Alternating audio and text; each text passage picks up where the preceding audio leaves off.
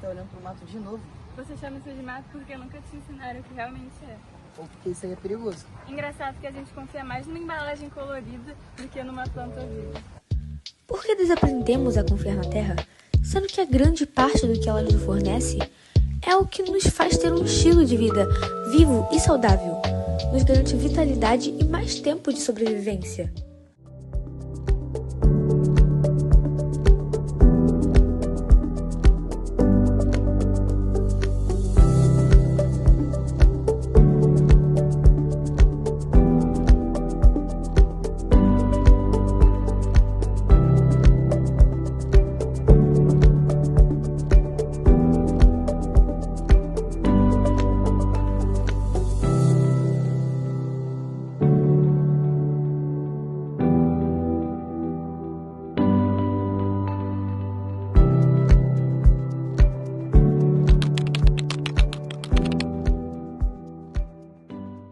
Então essas plantas têm mais nutrientes que muita coisa no mercado? E mesmo assim quase ninguém fala sobre ela. Parece que tudo foi feito pra gente se esquecer.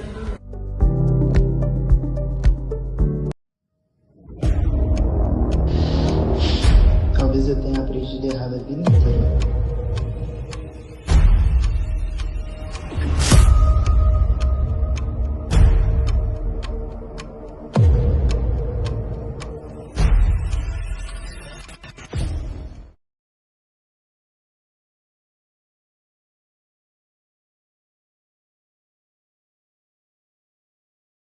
A erosão genética apaga a biodiversidade alimentar e destrói a autonomia das pessoas. Muitas punks sobrevivem sem agrotóxicos porque pertencem naturalmente a este ambiente. Trocamos o banquete gratuito da natureza por produtos ultraprocessados e chamamos isso de progresso. É estranho. Parece que a gente nunca tinha realmente olhado pra isso. Porque fizeram a gente acreditar que a natureza realmente é um atraso. E agora? Agora a gente aprende de novo. A segurança alimentar do futuro depende daquilo que ainda conseguimos preservar hoje.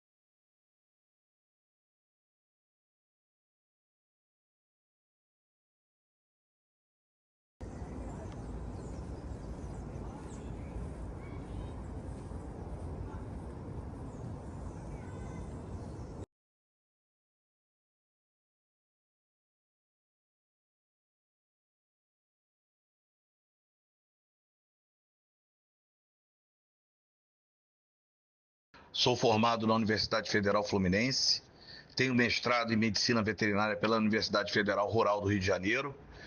Minha especialidade dentro da medicina veterinária é a clínica de equinos, porém, atualmente, eu atuo na perícia criminal veterinária, que trata aí de casos de crimes envolvendo os animais, que são basicamente as questões de caça ilegal, tráfico de animais e maus tratos aos animais. A alimentação dos animais, ela vai obedecer às características de cada espécie. Como nós já falamos anteriormente, existem os animais herbívoros, mas também os onívoros, os carnívoros, os insetívoros e etc. Né? E para isso, lá nos primórdios, antes da domesticação, né? Antes do ser humano entrar na vida desses seres, eles dependiam mais ainda de um meio ambiente preservado para que eles pudessem procurar os alimentos que os satisfizessem, sejam forrageiras, ou seja, capim, né? Verduras, frutas e predação através do abate de outros animais, daquele meio ambiente específico, porque isso vai depender da região geográfica que aquele animal se origina, né? Assim como outros exemplos, mas e todos, claro, dependentes de água também. Mesmo aqueles animais que vivem em condições extremas, em desertos muito secos do mundo, a gente pode lembrar especialmente aí do deserto do Saara da África, o próprio consumo de outros seres, né, a predação de outros animais menores, de insetos, por exemplo, vamos pensar em um lagarto consumindo um inseto, isso é que vai suprir a demanda de hidratação desse animal, por exemplo, desses animais, por exemplo, ok? E também isso se aplica à questão dos animais marinhos, certo? E dos animais também que vivem em rios, em outros corpos d'água. Sempre vai existir essa questão de forrageiras também, algas, né, que nascem no fundo desses corpos d'água, assim também como o consumo de outros animais dentro do que a gente chama de cadeia alimentar.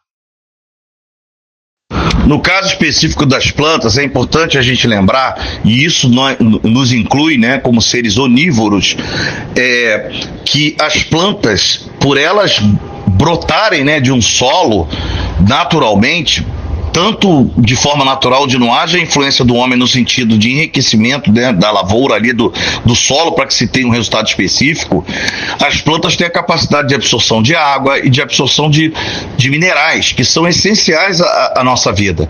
Então, por isso é muito importante que todos nós possamos incluir na nossa dieta isso de forma diária, quase, né, se possível diária, a alimentação de verduras, de legumes, de frutas, porque além da questão da hidratação, esse tipo de alimento nos traz aí uma gama de minerais que são essenciais à nossa vida. Poderia citar aqui vários, mas vamos lá: o cromo, o magnésio,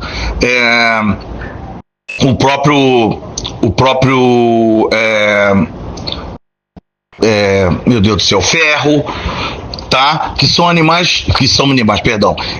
minerais essenciais à vida humana e também à vida animal, certo?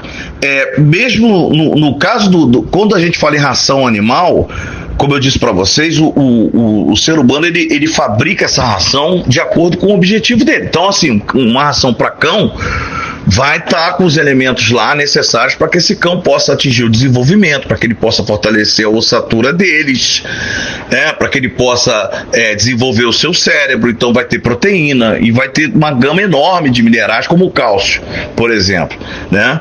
Já nos alimentos industrializados para os seres humanos, a prioridade muitas das vezes não é essa. A prioridade é sabor, é imitar sabores, né? E por isso usa muitos flavorizantes que também emitem um cheiro atrativo para a gente.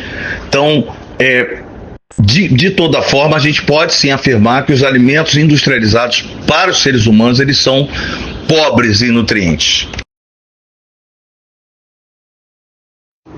Então, com a domesticação, nós modificamos os hábitos alimentares, o tipo de alimentação de diversas espécies. No meu caso, né, que eu conheço melhor, no caso dos equinos, por exemplo, nós pegamos esse animal que vivia em liberdade, que se alimentava exclusivamente de forrageiras, né, na natureza, e o colocamos num espaço restrito, onde ele passou a comer o que a gente chama de concentrado, que são as rações. E isso, por exemplo, a gente pode lembrar dos nossos cães, né, que são originários dos lobos e o homem domesticou, e com o tempo, com a evolução da ciência, etc., passou-se a dar alimentos industrializados para esses animais também, assim como os animais de produção.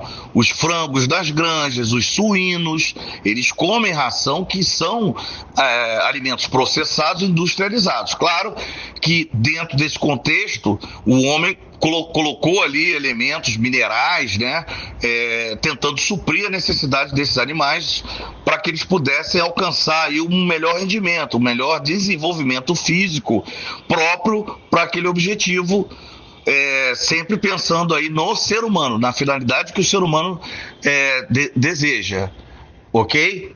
Fazendo mais ou menos um paralelo dessa situação que eu acabei de colocar com a produção de alimentos vegetais, é importante que se evitem as monoculturas, que se possa diversificar o tipo de plantas a serem cultivadas, porque isso vai ajudar no enriquecimento do solo. Talvez economicamente seja até mais interessante, provavelmente será, do ponto de vista de comércio, né? De você poder ganhar dinheiro com a sua produção o ano inteiro e não só numa época específica daquele determinado produto. E com certeza vai ser melhor para o solo, com certeza. Durante muito tempo aprendemos a procurar respostas cada vez mais longe. Cada planta preservada é uma possibilidade mantida viva.